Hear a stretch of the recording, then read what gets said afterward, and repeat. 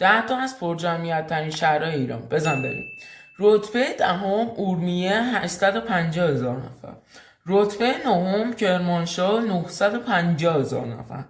رتبه هشتم قم حدود 1,003,000 نفر.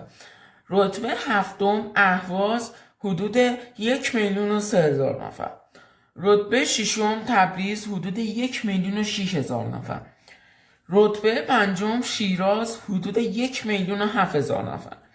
رتبه چهارم کرج حدود 1,009,000 نفر. رتبه سوم اصفهان حدود 2,001,000 نفر. رتبه دوم مشهد حدود 3,005,000 نفر. رتبه یک تهران حدود 8,007,000 نفر. تهران خیلی شلوغ شده.